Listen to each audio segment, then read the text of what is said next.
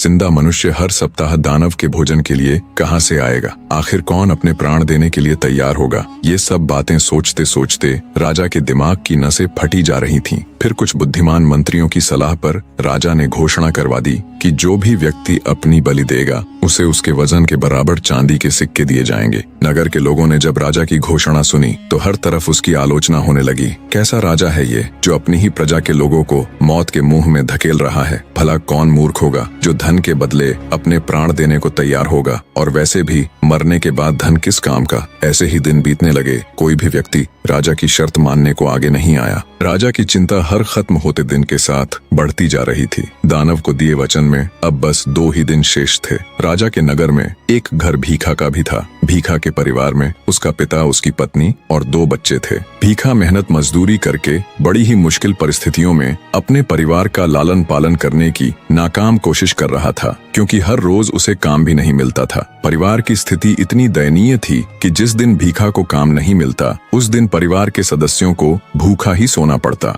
भीखा के बाप ने भीखा को राजा की घोषणा के बारे में बताकर उसे राजा के पास जाने की सलाह दी। पिता के मुख से ऐसी बात सुन भीखा का हृदय मारे दुख के छलनी हो गया, पर बेचारा करता भी तो क्या। वो पिता की बात से सहमत हो गया और अत्यंत भारी हृदय से राजा के पास चला जाता है और कहता है, मैं उस दानव के पास जाने के लिए तैयार हूँ। भीखा की बात सुन राजा को कुछ शांति मिली। सिपाहियों की निगरानी में भीखा को दानव के पास जाने के लिए विदा कर दिया जाता है। बेचारा भीखा चलता जाता और सोचता जाता। चलते चलते अचानक वो जोर जोर से हंसने लगा और फिर रोने। फिर कुछ सोचकर वो दृढ़ निश्चय कर उस दानव के पास जाता है। भूख से तिलमिला रहे दानव ने उसे देखा तो तुरंत उस पर झपट पड़ा, पर दानव जब उस पर झपटा तो वो फुर्ती से एक और हट गया और मौका देख निगरानी के लिए आए हुए एक सैनिक के भाले को ले तेजी से उस दानव के ऊपर वार किया। दानव इसके लिए बिल्कुल भी तैयार नहीं था। जैसे ही उसे भाला लगा वो घायल हो गिर पड़ा। घायल पड़े दानव पर भीखा एक के बाद एक तब तक वार करता गया जब तक उसका दम नहीं निकल गया। इतनी कहानी कह